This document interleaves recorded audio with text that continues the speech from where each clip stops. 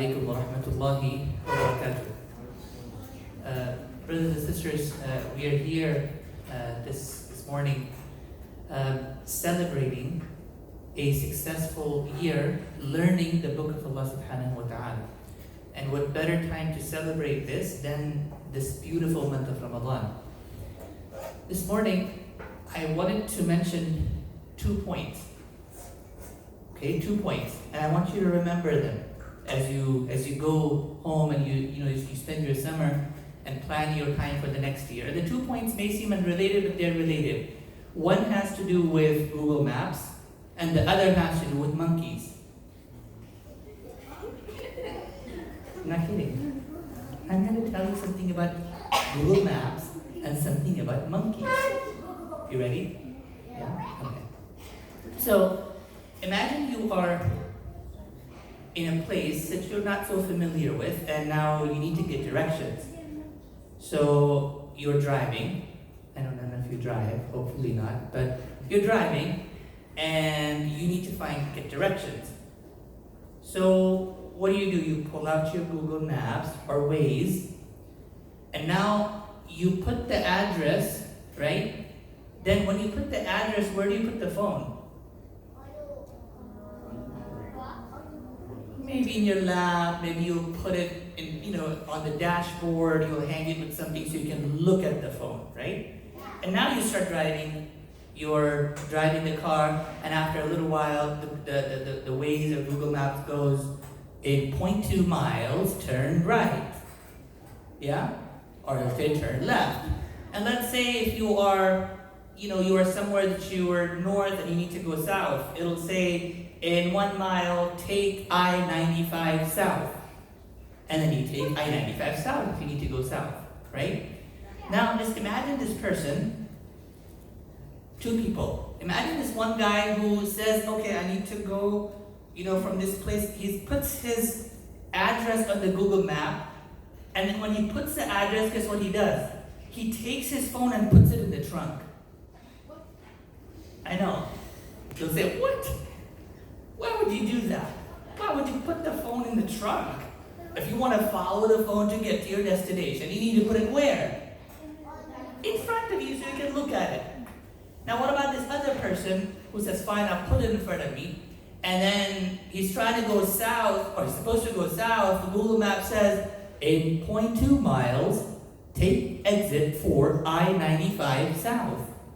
And the person says, I don't want to go south, I want to go north. I know, crazy, isn't it? He says, no, I want to go. The Google Map says, in 200 feet, turn right. And he says, oh no, I don't feel like turning around, turn left. Does that make sense? No. It doesn't make sense. So what do? You put the phone in front of you, and you follow what the phone says, yeah?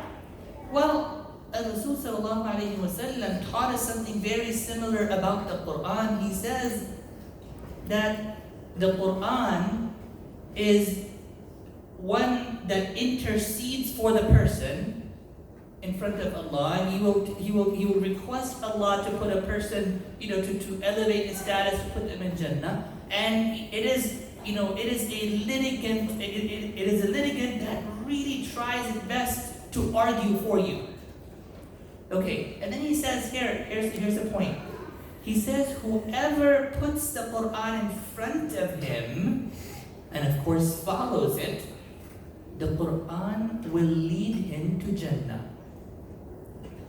But whoever puts the Quran behind their back, the Quran drags them into the hellfire. So what does that mean? How is it like the Google Maps? Well, we as Muslims, we have Quran as our Google Maps. What do you think is our destination? Jannah. The Quran we've put on the Quran. We want to go to Jannah, and the Quran is now. If we put it in front of us and we follow it, it will lead us to our destination. So what does that mean? How does Quran lead us to our destination? Well, the Quran leads us to our destination because you see, when you're really mad, and somebody's bothered you and teased you, and you wanna get mad at them. Well, before you start emptying out the 4-letter dictionary, we shouldn't do that anyways, but before you do that, you remember that, the Quran says you should say good things. And at that point you say, although I'm mad, I'm going to listen to the Quran. It's telling me to turn right. I'm going to turn right because if I want to get to Jannah, I'm not going to get mad at people. Your parents tell you to do a chore in the house, and you really don't feel like doing it. And at that time, what do you want to say? You want to say, oh no, do it. I want to do it. No. Well, at that time, you think to yourself, the Quran, it's like my GPS, it's going to get me to Jannah. The Quran tells me I have to be very kind to my parents, I have to listen to them. So if I say I'm not going to do what the Quran says, I'm not going to get to Jannah, I'll go somewhere else where I don't want to go. I feel, for example, you are not happy that somebody said something to you or did something to you. You are with your friends and you want to vent. You want to talk about your friend or your family because you're so mad at what they do. At that point, you can either do that or the Quran tells you that, look, you don't backbite anybody. You don't talk negatively about anybody behind their back. You don't do that. So now again at that time, the Quran is telling you to go this way. If you have the Quran in front of you, and if you do what the Quran tells you to do, you will get to Jannah. But if you say at that time, I'm so mad, I'm still going to backbite. I'm just going to vent. I'm going to talk about that person. Well, at that point, if you do that, then you are not following the Quran, and you may end up in the wrong place, not at your destination, which is Jannah. So that's the first point. That the Quran is like, to us, it's our Google Maps, our ways in life. But we have to make sure that we follow it. Now the second point. What was the second point? Monkeys! Yeah, monkeys. Oh, so you can make a monkey sound? That's so funny. Okay, so I want to share a story with you. There were these scientists. What they did was, they were doing an experiment. Yeah? What they did was, they had 3 monkeys in a room. They locked 3 monkeys in a room, and they were watching them with a video camera. In the room, there was a high ceiling like this, yeah? A high ceiling. And what they did was, at the ceiling, the ceiling was maybe 12 to 13 feet high, close to the ceiling, there were a whole bunch of bananas. And monkeys love bananas, yeah? So there were those bananas, and then they had this pole that you could climb up to get to the bananas. Now, if this, let's say the ceiling is 12 feet high, after about 10 feet on the pole, there was a little sensor. And if you go through the sensor sees somebody's next to them, what would happen? Cold water would fall on that person, or whoever that would try to go, cold water would be squirted in that person.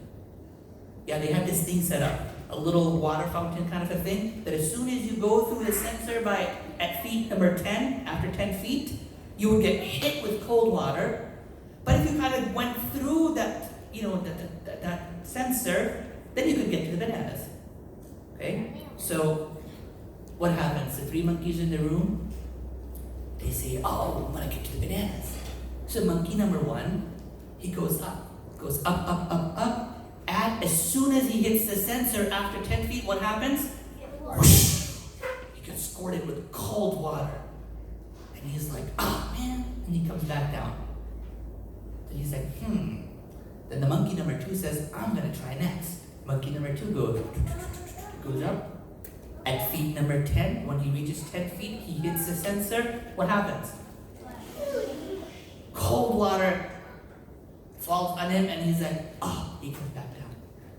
Monkey number 3 tries the same thing. He gets it with the cold water also.